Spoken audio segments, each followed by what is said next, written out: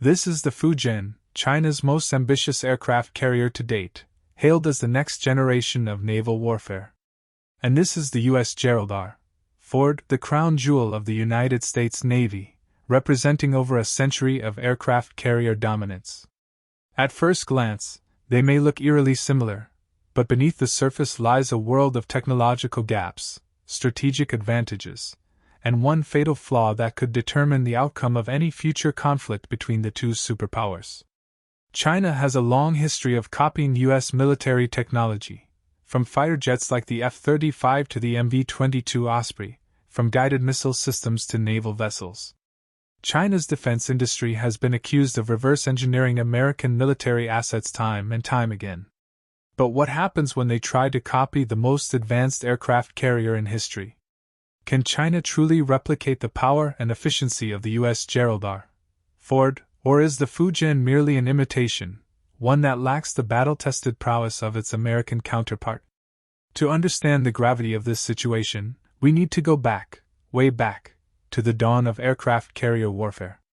The United States pioneered modern carrier operations during World War II, leveraging the strategic advantages of mobile airbases at sea. The USS Langley, commissioned in 1922, was the U.S. Navy's first aircraft carrier, setting the stage for a century of dominance in naval aviation.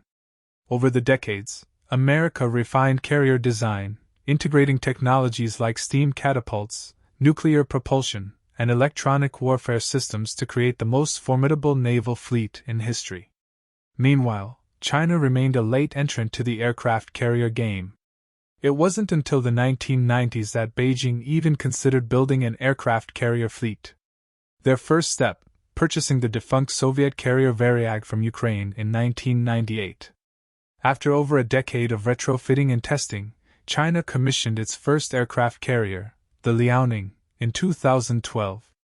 But despite its sleek exterior, the Liaoning was, in essence, a Cold War-era relic, outdated, underpowered, and outclassed by even the older U.S. carriers. Fast forward to today, and China has taken a massive leap forward with the Fujian, their most advanced aircraft carrier yet. Commissioned in 2022 and currently undergoing sea trials, the Fujian is designed to challenge the might of the U.S. Navy. But how does it truly compare to the U.S. Gerald R. Ford, America's most powerful warship to date? At first glance, the Fujian and the Ford appear similar in size and structure. The Ford measures 333 meters in length with a beam of 78 meters. The Fujian, slightly smaller, stands at 316 meters long with a 76-meter beam. While these differences seem negligible, it's what lies beneath the deck that sets them apart. The Ford has a full combat load displacement of over 100,000 tons, while the Fujian comes in at around 80,000 tons. But what about firepower? The U.S. Gerald R. Ford is armed to the teeth with an array of advanced defensive systems: 2 Sea Sparrow launchers, 2 rolling airframe missile launchers, 3 20mm phalanx close-in weapon systems, and multiple 25mm Bushmaster chain guns create an ironclad defense against incoming threats. Not to mention, the Ford boasts one of the most sophisticated electronic warfare suites ever installed on a warship. Missile launchers comparable to the U.S. Navy's rolling airframe missiles, but with less range and combat experience. Additionally, China has installed 2 RPU-6000 anti-submarine rocket launchers, an outdated Soviet AA system that pales in comparison to modern Western sonar and torpedo defense capabilities.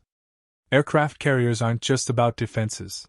They are floating airbases capable of launching devastating attacks. The U.S. Gerald R. Ford can carry more than 70 advanced aircraft, including F-35 Sea Lightning II stealth fighters, F/A-18 Super Hornets, EA-18G Growlers for electronic warfare, and MH-60R Seahawk helicopters for anti-submarine warfare.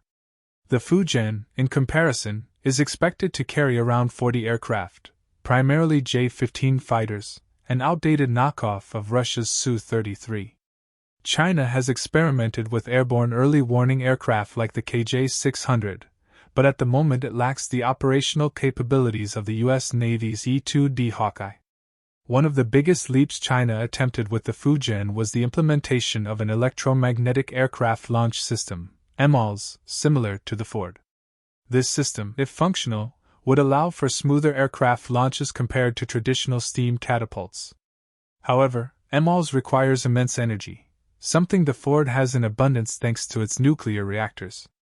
The Fujian, on the other hand, runs on conventional boilers, raising serious doubts about whether it can generate enough power to operate EMALS efficiently. And this brings us to the single biggest weakness of the Fujian, its propulsion system. Unlike the U.S. Gerald R.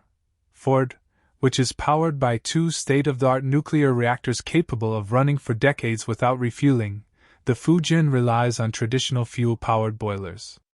This means that while the Ford can stay at sea indefinitely, limited only by food and ammunition resupplies, the Fujian must regularly return to port for refueling. In a prolonged conflict, this could be a catastrophic disadvantage. Moreover, the U.S. Navy has spent decades perfecting carrier battle group operations. Aircraft carriers do not operate alone, they are always escorted by a fleet of destroyers, cruisers, submarines, and logistics ships that provide missile defense, anti-submarine warfare, and replenishment capabilities. China, on the other hand, lacks this level of coordination and logistical support, which significantly hampers the Fujian's effectiveness in sustained military operations. The training and experience gap is another major factor. U.S. naval aviators undergo some of the most rigorous training programs in the world, with carrier-based operations refined through decades of combat experience in multiple conflicts. China, on the other hand, is still in the early stages of developing carrier-based tactics and lacks real-world combat experience in deploying aircraft carriers effectively. So what does all of this mean? The Fujian is undeniably a step forward for China's naval ambitions, but it remains far from being a true match for the U.S. Gerald R. Ford. With superior aircraft, advanced electronic warfare systems, nuclear propulsion, and battle-tested technology, the Ford stands as the undisputed king of the seas. The Fujian may look like the Ford, but in a real-world conflict, only one of these carriers would emerge victorious. China's rise in military power is undeniable. But when it comes to aircraft carriers, experience, technology, and strategic force, it reigns supreme. And as of today, the United States Navy still holds the crown. The question is, for how